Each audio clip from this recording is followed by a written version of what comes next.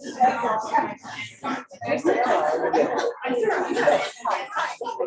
sorry, I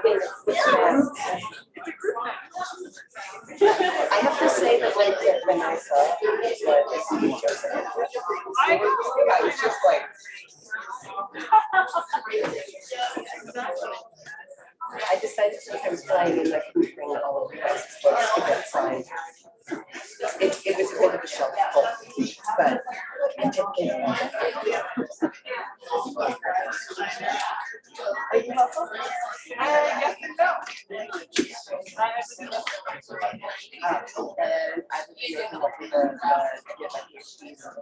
Okay, good evening, everybody. I think we're ready to start.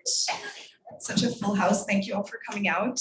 My name is Mylène Simard. I'm an event facilitator here at McNally Robinson.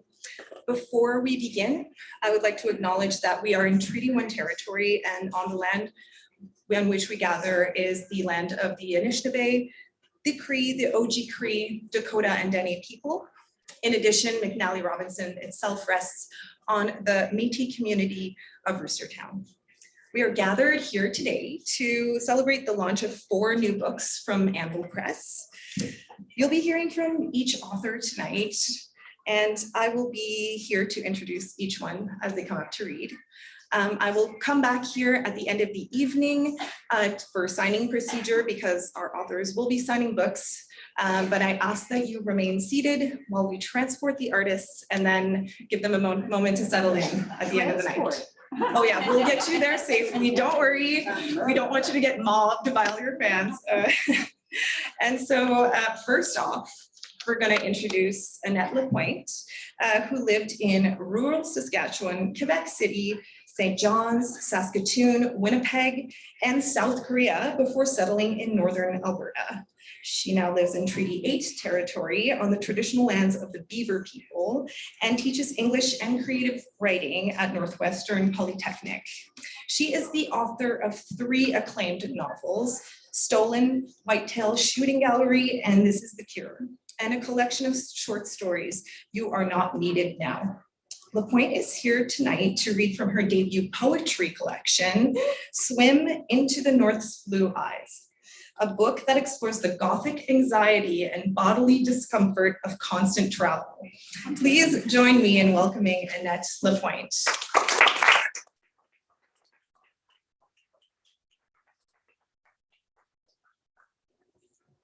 Melanie, there is a copy up here. We had a whole discussion about whether I should bring a copy to read from. Yeah, so my collection's called Swim into the North's Blue Eye. And I thought it might be best simply to begin at the beginning. Except I also need water. First poem is called Lilies on the Road to Ile La Crosse.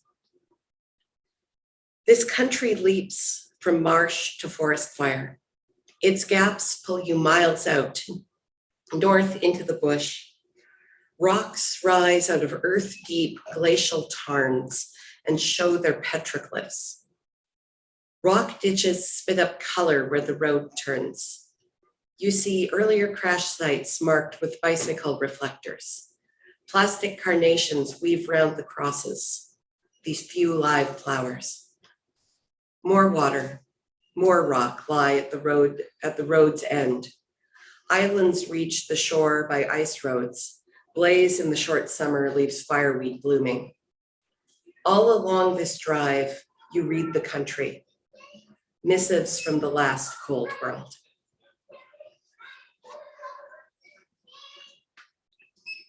When you drive down from Edmonton, watch with both eyes. Yellowhead Highway twists like a snake moving from under your wheels, coiling into tight oncoming brilliance out into the stillness of aspen woods from which mule deer leap and strike. Listen for the road. Your ears stretch out across the river and out north, coloring highway danger onto sound, the blue heart of distance. Gabriel Ferry Crossing. Each cigarette smoke curls down, touches the ice, condenses like the footprint of a breath. You can perch on a river for hours before the ice breaks under your will, new scum already glistening by the time you dive. The shock that stops your heart reveals heaven in the sediment's drift. You swim for miles under the ice until it gapes open, black, brilliant only in the instant of your break, the air like fire smoking your breath. While you crouch in the cold, the waterlogged harrows smooth any trace of your passage. Winter's fingers bind you to the ice.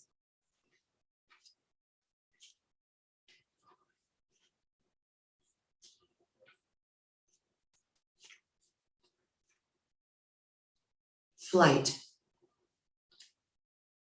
You crouch in the frost and fieldstone, gathering all your sight, and wait. Barbed wire curls down the sand wall to the ice. Cold you barely remember grows like lichen, loving your stillness. The terns flying north through the saturation are sheathed in light, so brilliant that any single breath will make them shatter. This is a slightly longer poem called In the Canoe, Running.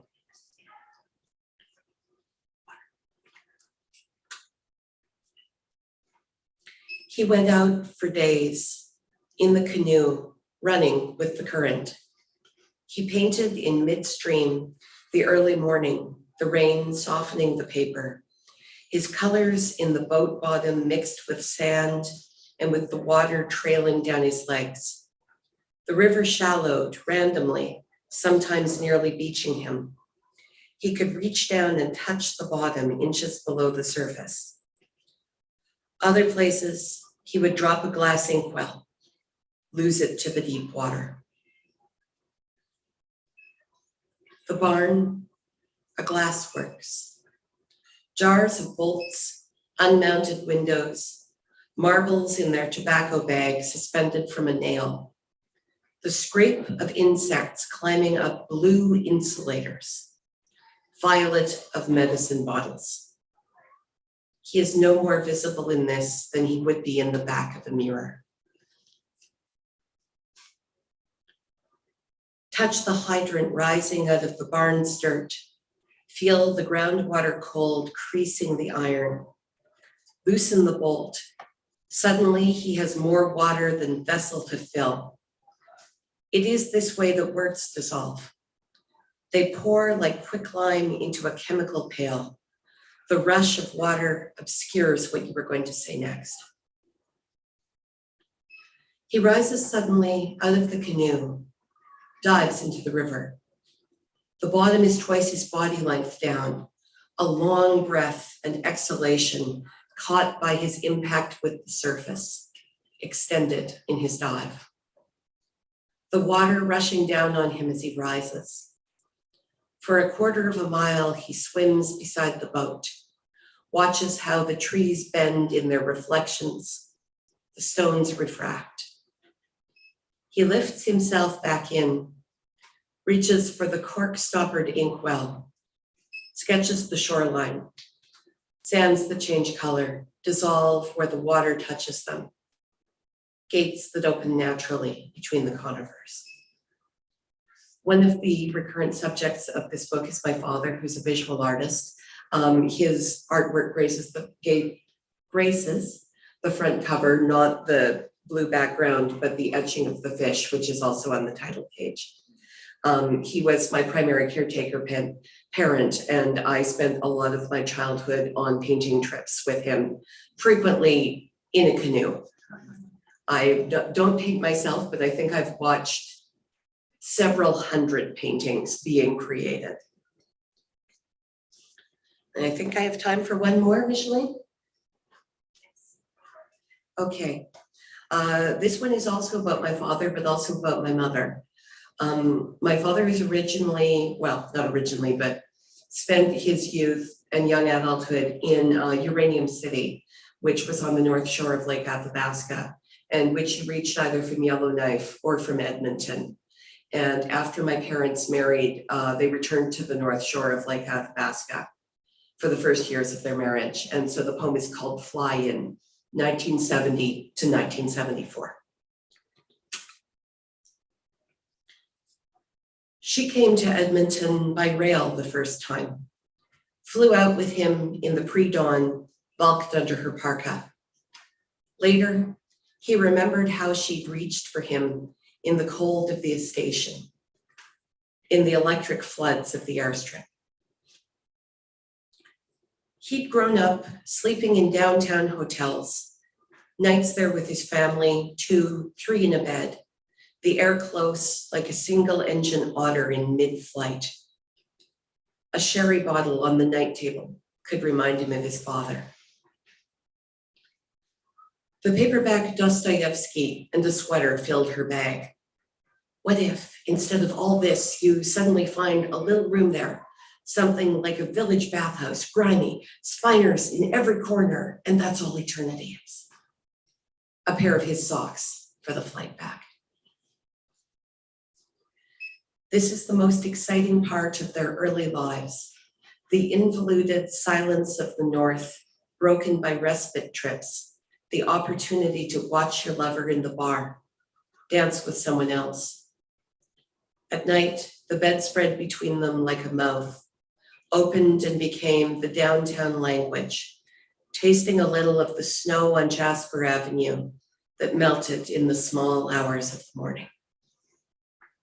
Thank you.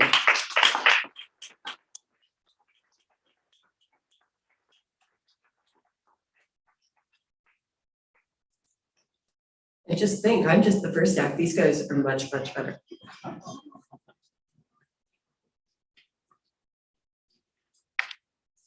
Thanks so much, Annette. Next up, we'll be hearing from Eve Joseph, who lives and works on the unceded traditional territory of the Lackawangan people. Her first 2 books of poetry, The Startled Heart and The Secret Signature, were a Secret Signature of Things, were both nominated for the Dorothy Livesay Award. She was awarded the PK Page Founders Award for Poetry in 2010. Her nonfiction has been shortlisted for the CBC Literary Awards and won in the gold category at the Western Magazine Awards. The first edition of In the Slender Margin, published by HarperCollins in 2014, won the Hubert Evans Nonfiction Prize and was named one of the top 100 books of the year by the Globe and Mail. Her most recent book of poetry, Orals, was nominated for the Dorothy Livesay Prize, the Relit Awards, and won the 2019 Griffin Poetry Prize. Here to read from In the Slender Margin, the intimate strangeness of death and dying, a wise and lyrical meditation on the slender margin, that mysterious slip of geography between life and death. Please join me in welcoming Eve Joseph.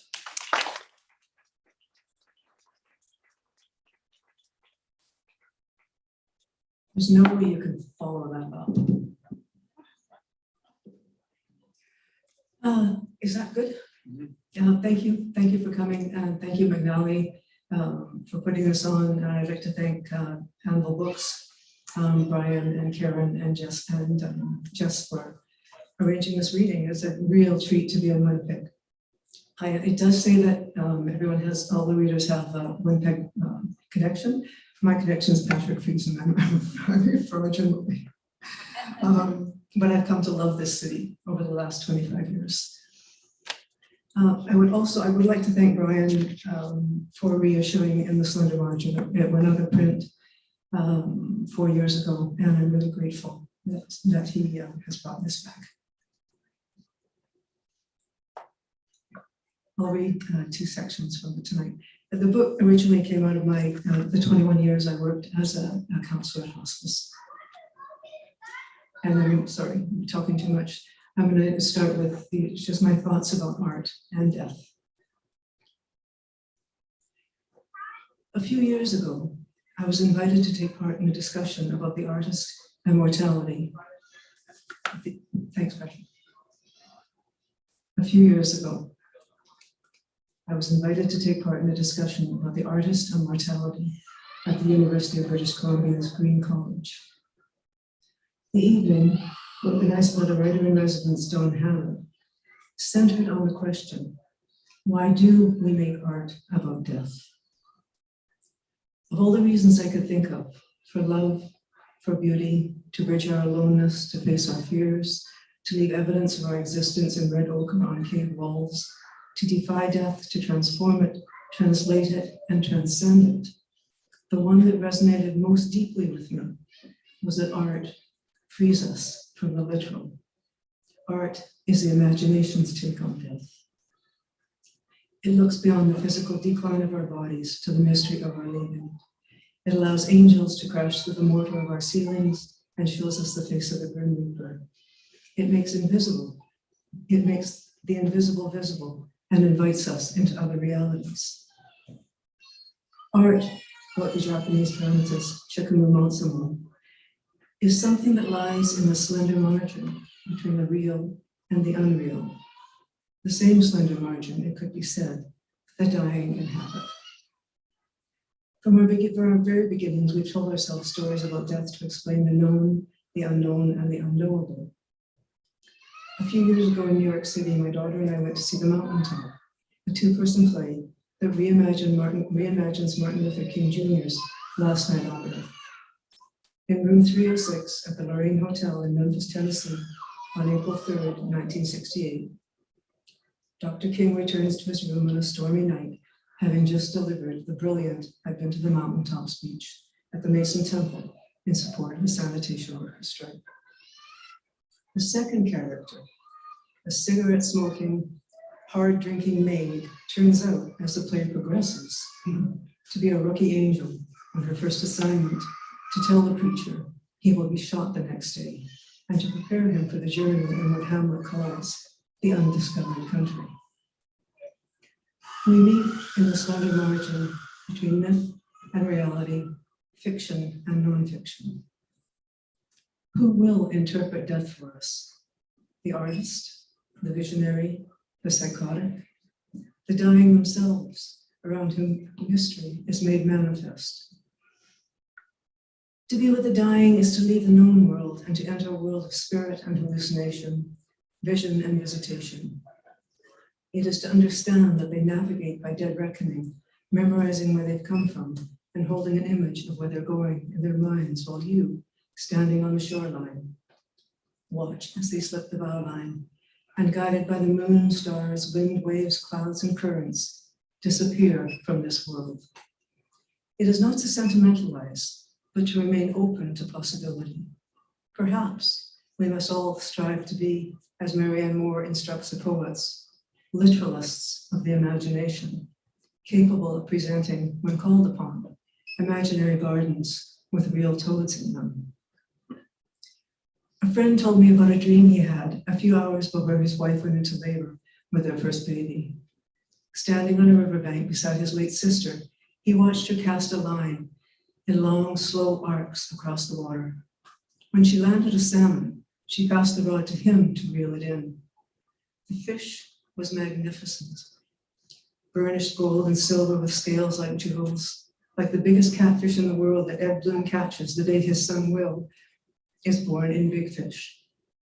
The same fish he turns into at the end of the film when Will carries him to the water. And off Edward swims now the big fish in a large lake of eternity. Like the fish my mother turned into when we scattered her ashes in Burrard Inlet, and she disappeared in a flash of what looked like emerald scales beneath the watery surface. A man, says Will, becomes his stories. They live on after him. And in that way, we become immortal. We tell ourselves stories not to romanticize or sentimentalize death, but to guide us and make meaning where we can.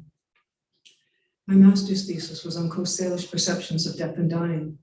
In one of my conversations with the elder in the study, we talked about the dead and how they could continue to be part of our lives. Some dreams, she told me, are simply dreams. Others were visits. For my friend, there was no doubt that his sister had briefly stood with him on the riverbank before all hell broke loose and his baby began to swim like a big fish toward him. Someone asked me recently what surprised me about this book when I was writing it. And the answer was just immediately clear to me. And the surprise for me was that I'd started writing, about stories from hospice, about thinking about dying.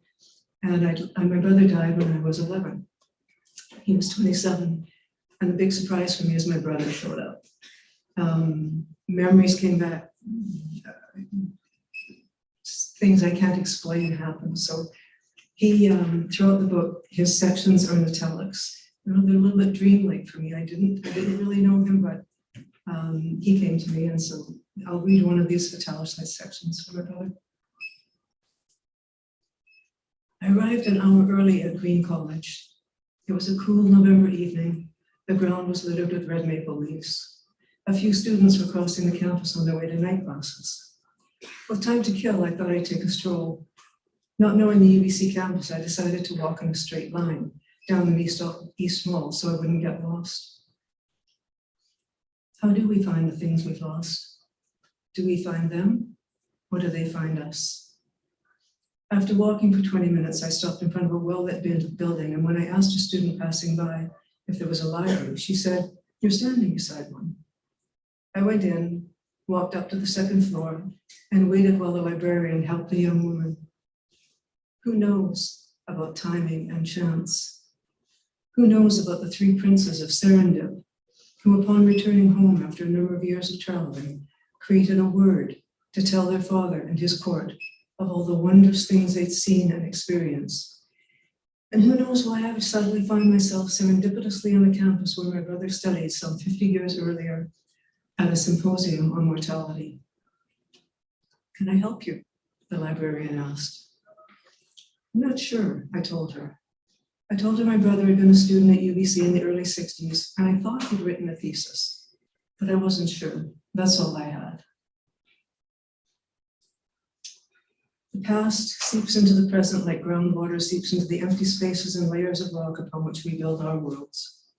There is no final resolution to loss, but once in a while, some unexpected resonance prompts memories to wrestle to the surface, then settle back in a slightly different arrangement, a better arrangement, if that's possible. Closure, says a friend of mine, is a crock. We go on with the dead inside us, and sometimes, although it is impossible to explain, it seems they reach out to us. The librarian found Ian's master's thesis, The Renaissance Sonneteers, that same night. It was the work of a scholar. I didn't know he'd studied poetry and fallen in love with Wyatt and Surrey, Spencer, Sidney, Shakespeare, Donne, and Milton when he was 20 and I was 4. I didn't know much. I knew his ghost more than I knew him. I knew the stories I've been told, how he held court, drunk, beautiful, unfit, how he flew planes hundreds of miles off course, how he burned like a brief, brilliant light and was buried in a sky blue casket on a rainy day when the world as we knew it ended. And the work of mourning, which is the work of remembrance and myth, presence and absence, longing and unanswered questions, serendipity and coincidence, began. When I saw his signature on the front page, I remembered copying those elegant loops and scrawls in a lined notebook for ages on end when I was a child, writing my way toward him then, and continuing, as it seems out, through the years to the present day. Grief, says the Irish writer Colm Toibin, was not a word that was used in Enniscorthy, County Wexford when he was growing up. There was only the unspoken experience of it. Poetry, he said, was the language that allowed grief to be expressed. I wrote my first poem shortly after Ian died and gave it to my mother. Where I had no language, poetry spoke for me. It was clear, reading Ian's thesis, that he had a way of relating to those dead poets, as if he knew them well, sounding at times as if he was in a bar with friends. He was just hanging out with a different crowd. I can see him with John Donne walking the streets, debating about God, life, writing about him as if he were right there speaking, and then stopping and quoting the poet's pressing question. What if this present were the world's last night? Thank you.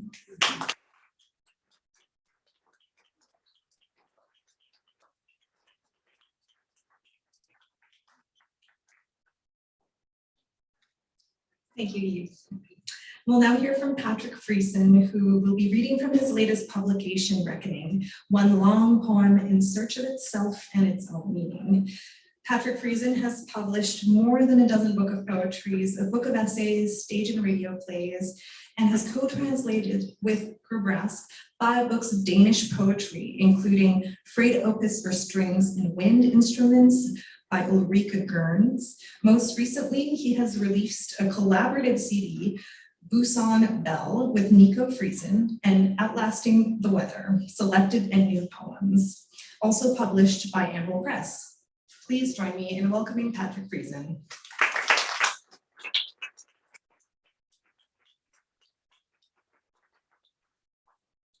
Thank you. I want to re-emphasize we're standing on Rooster Town, which was torn away in the early 60s to make way for this place.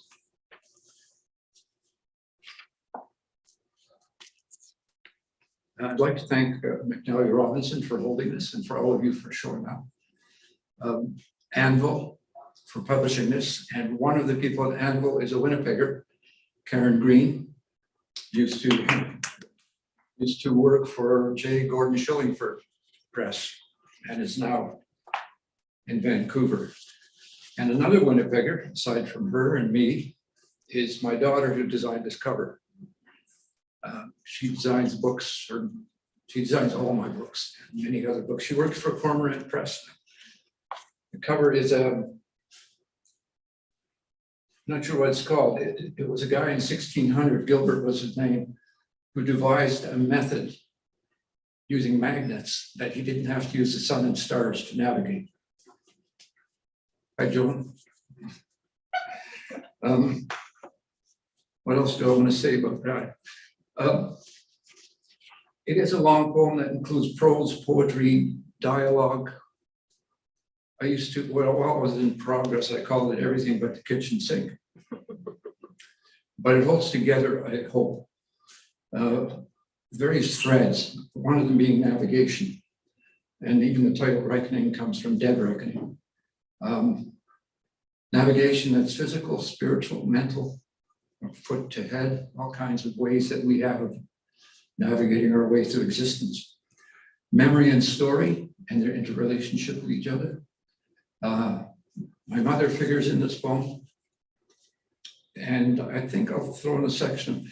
My grandmother died of Spanish flu in 1918. She was 32 years old then. That had a generational effect. Okay, so there's sections. 175 sections. And I've tried to choose in that there's some kind of a train of thought. Well, there is, but it's mine. I mean,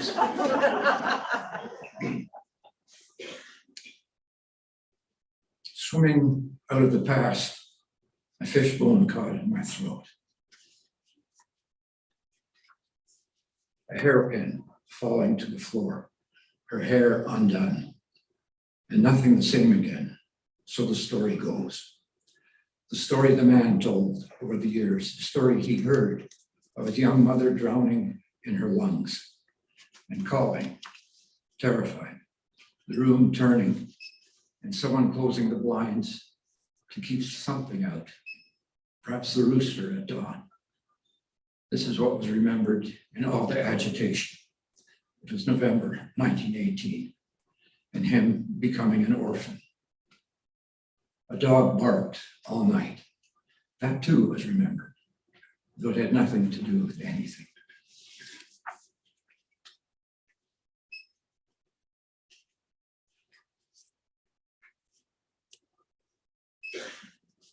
I had become the slack-assed old man I used to watch at the gym 4 decades ago.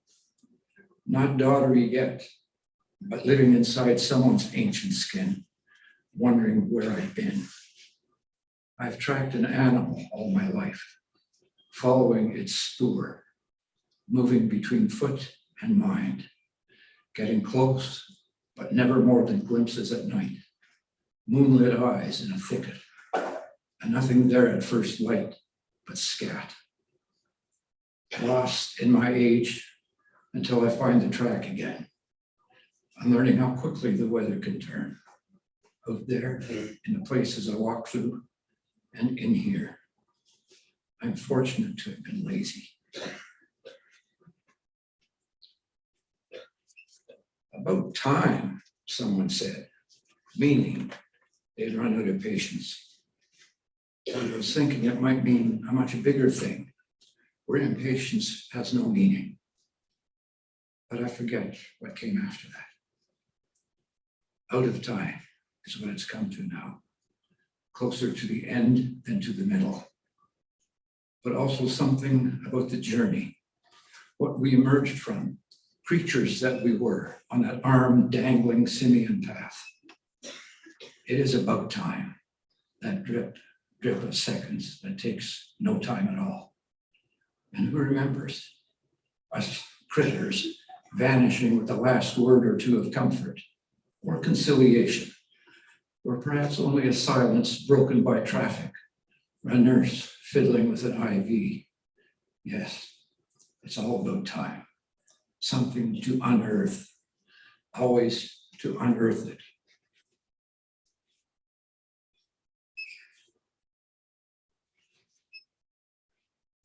My mother. Well, she said, I remember. And she meant, let me tell you a story. And I listened and said, that's not exactly how you told it before. And she said, of course not. You were younger with different ears. So which one is true, or at least truer? And she said, yes. Wiping sweat from her brow with a forearm and looking around at her garden, she was happy. Though a sudden grief sometimes arrived, the grief of love, and there was a sorrow children bring. She was working out her time and never living less, standing still in a loose shirt, the whole leaning against her shoulder. She loved what her body knew and what it lost.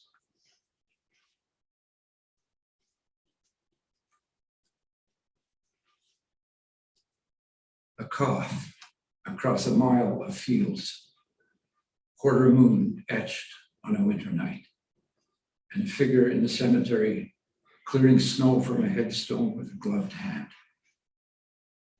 The prairie has hardened so many and buried them. You understand things coldly on such nights.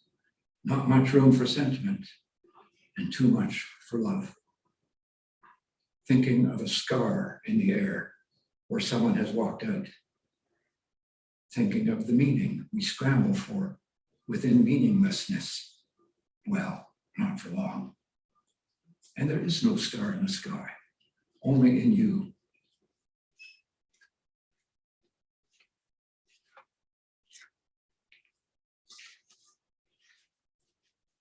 Crack of a bat, you turn and burn, seeking location, tracking, then leaving Earth flat out, midair.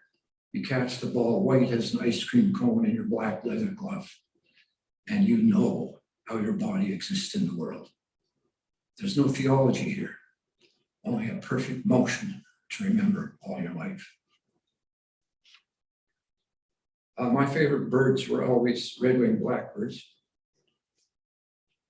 I loved hanging out at a marsh behind my cousin's place for their trill, especially, but everything about them. A dream of birds, a redwing on its reed. What it means isn't clear.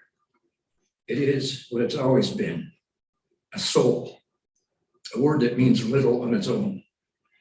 But when it's swaying in a breeze, you know enough, and you recall it often. A reverie of black feathers shining in the still heat of an afternoon, a long interval, breaking then into a simple moment. Bird trilling solo, a song from a hidden world, a lucidity in the marsh.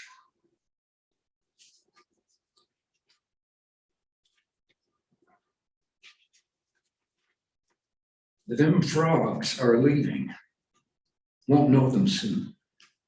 Disappeared down warm rivers to some cove of lost things. The bear turning away, bones of her cubs lying in a blanched field. Us too, thinned out through heat and rising rivers, and vanishing. It will come to pass. Yes, by our own hands. A trawler on its side in the desert, or cities disappearing beneath the waters.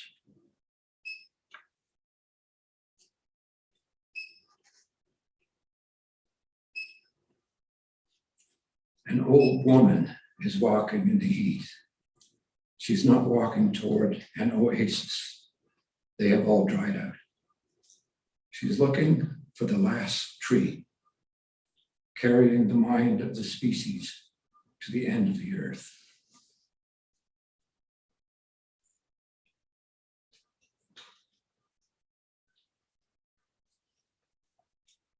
The doom of old age, a dismantling. Thumb, knee, a hand, both hands. And memory, yes. Clumsy on the stairs, all thumbs. Did I say forgetting?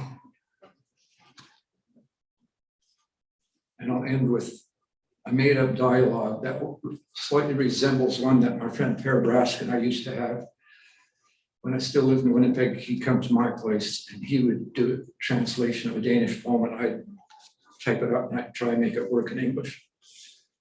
And we had this routine about déjà vu. That's really weird. Yeah, what? I just had déjà vu. Oh yeah, it happens. What was it? I had déjà vu about having had déjà vu. Well, that's interesting. It's probably happened before.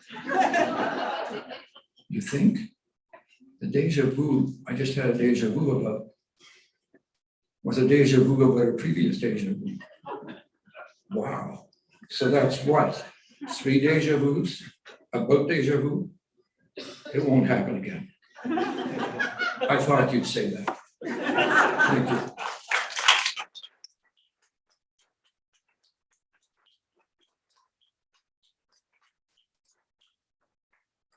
Thank you, Patrick. We'll now hear from our final reader this evening. Originally from Winnipeg, Sarah Gilbert has been watching her Milan, Montreal neighborhood change for an ever-increasing number of years. Nonfiction from her popular blog on the subject was featured in the Montreal Gazette, Memoir du Milan, and in the book Histoire du Milan by Yves Desjardins. Gilbert's short stories have appeared in Subterrane, Prairie Fire, Tattle Creek, Carte Blanche, Joyland, and elsewhere. She has worked as a freelance writer and as a radio producer on literary projects, and is a member of the English department at Dawson College, where she teaches literature. To read from her short story collection, Our Lady of the Miland, please join me in welcoming Sarah Gilbert.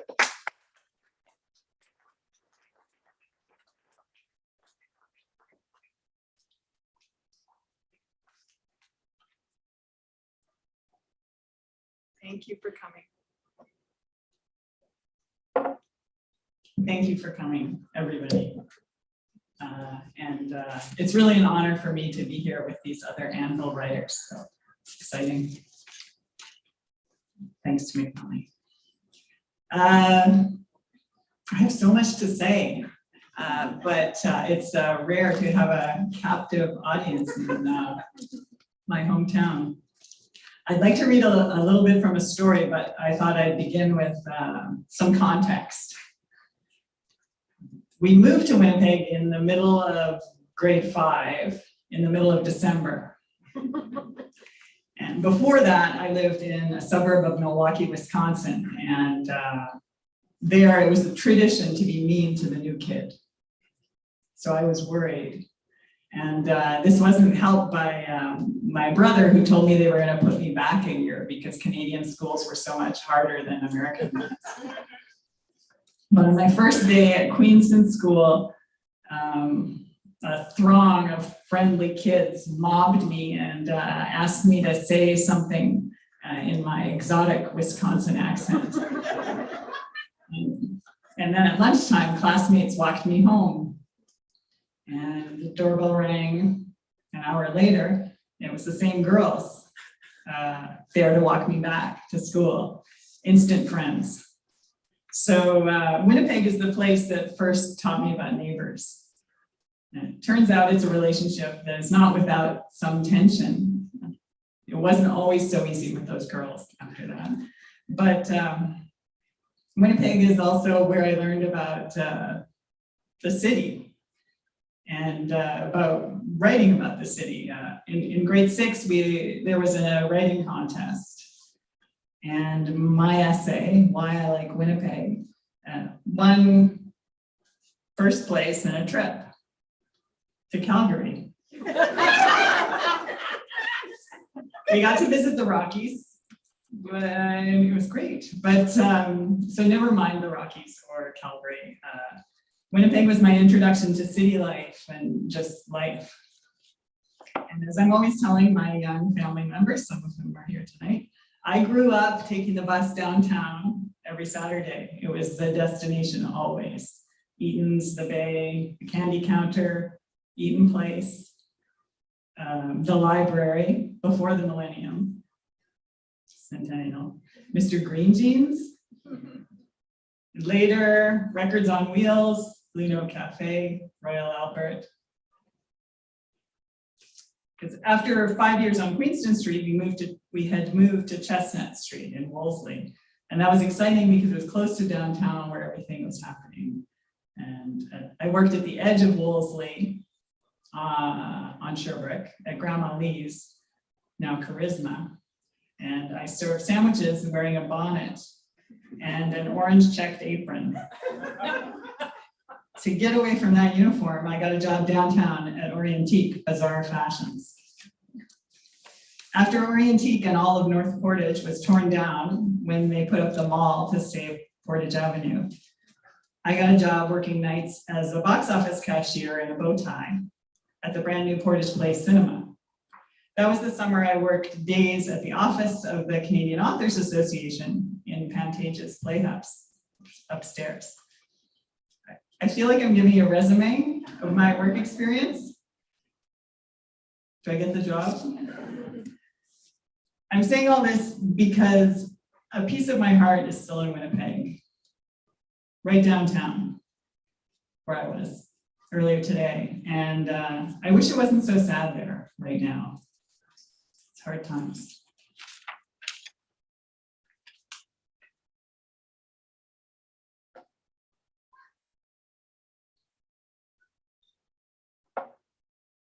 So in Montreal, I live in what's known as the Plateau. I know some of you know it. Myland is a district in that borough, and it's densely populated. And it's a sort of walkable Jane Jacobs mix of residential triplexes and small businesses. And there's always people out and about, neighbors, shoppers, everyone and their dog, coffee drinkers. The rent was cheap when I moved there 33 years ago. And this attracted a lot of artists and filmmakers, musicians, writers who wanted low overhead. And gradually in the 90s, Myland became a destination, became like Brooklyn, a center of the universe. There was Toronto Quarterly and Arcade Fire, and later 2000 Ubisoft employees. And about 15 years ago, when my daughter was a baby, I started walking around the neighborhood really slowly with a stroller and noticing how much things had changed since I'd first arrived. And I started writing about it partly to keep track of the changes and partly because I was out with a baby and wanted, to talk to people. I wanted her to grow up somewhere where she knew all the neighbors. There's a science project that kids do sometimes, 1 square meter of nature, and then they observe all the life forms within that very restricted space. And there's just so much packed in 1 square meter. And that's how I see Myland. There's just so much going on. in a confined area. And I guess it's been my muse for fiction, nonfiction and fiction. I recently learned that the phase after gentrification is touristification. And now there are a lot of tourists in my neighborhood, which is strange, but at the same time, I wasn't a local when I first arrived there, and I loved the life of the place. And so I stayed, and people like me changed the neighborhood by being there. I'd say there's still something lively and community-based on the streets and corners there, sort of alongside the tour groups. Anyway, many of these stories are just about people, really, and not about a changing neighborhood. But this story is set in my neighborhood and takes its inspiration from an art parade that is coming up any day now, really. It's part of Festival Phénoménal. And as I say, my love for Myland has been shaped by Winnipeg's soul and grit. And it's also been formed in opposition to Winnipeg, because when I was growing up, all I wanted to do was go somewhere else. Of course, now I can see that maybe I didn't need to go after all. And what if I hadn't? Maybe my life would be simpler. That's another story. And there always would have been stories, they just would have been different stories. So this one is about being shaped where you grow up, shaped by where you grow up. And maybe it's also about taking the place where you come from for granted. So this is from the point of view of Fred, who is about 12 and finding her mother really annoying.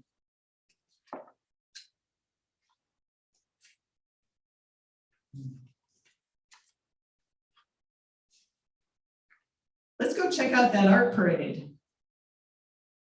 her mother says. No. What do you mean no? Why not? I mean, no. I told you. You said you didn't want to be in it.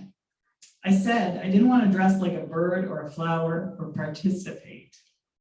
The artists organizing the parade had delivered flyers asking residents of each street in the neighborhood to come in costume to evoke a particular dimension: forest, sky, imaginary animals. We can still watch. I don't want to, Fred repeated. Her mother's mouth flattened into a thin line. You have no idea. Nope, I guess I don't, Fred said, without asking what it was she had no idea about. People all over the place, Toronto, New York, Paris, Winnipeg, wherever, would love to come to an art parade in this neighborhood. You don't know how lucky you are. You have ice cream on your nose, Fred said. Her mother unwound the napkin from her comb. You can't just stare at screens all day. Why not? Hello, sweetheart, the old artist guy who Fred recognized from the benches outside the cafe where he was always drawing, paused in front of Fred's mom and bowed. Gabriel, her mom smiled and for some reason touched her hair. She still had ice cream on her nose. The artist wore a black cowboy hat with a flower in the brim, a wine-colored velvet vest, and striped pants. He was pulling a red wagon and smelled of alcohol. Fred thought he looked like a homeless clown. Coming to the parade, he asked. We're on our way, her mother said. He tipped his hat and went in the direction of Summerall Boulevard. His wagon was loaded with a pile of what looked like cheese graters, his sculpture. On the sidewalk, the wagon wheels rumbled. And then Fred sort of loses track of her mother.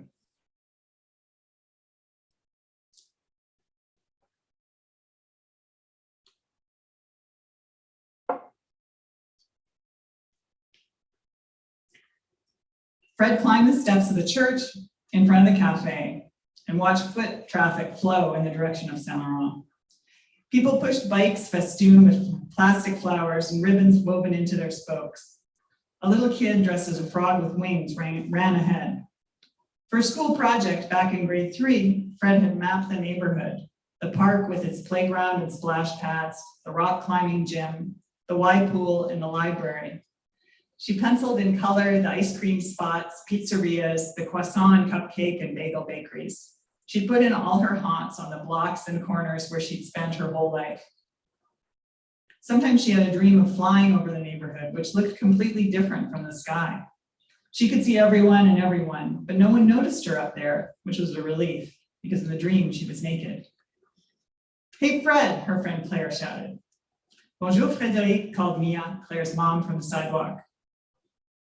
"Come with us," Claire urged. "We're late," Mia explained. "We were supposed to start at the park with everyone else. But we're just gonna hop in when our group appears, so let's look out for the forest creatures."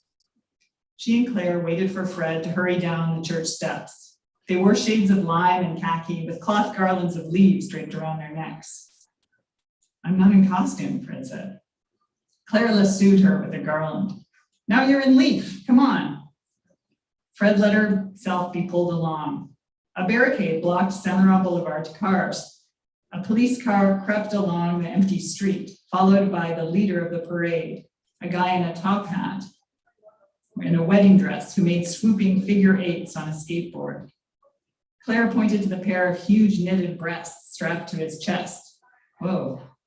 Fred watched 5 brides on roller skates come behind him, followed by a violinist on stilts and a troupe of people in red holding umbrellas streaming with metallic ribbons. "I love their rain," Claire said. Next came a crowd connected by one giant sweater with holes for many heads and arms, and other people carrying empty picture frames around their faces.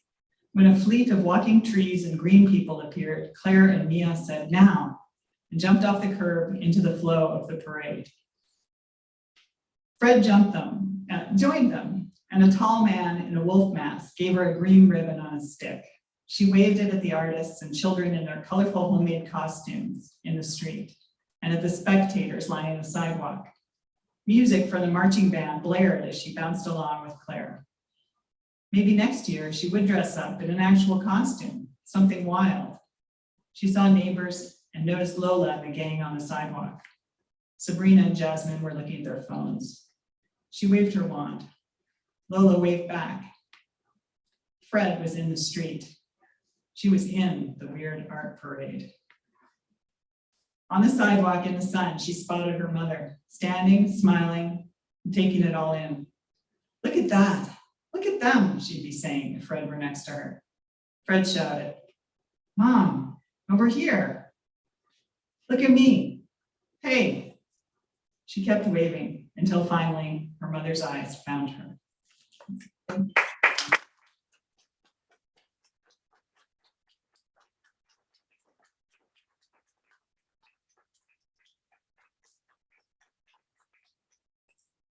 Thank you, Sarah.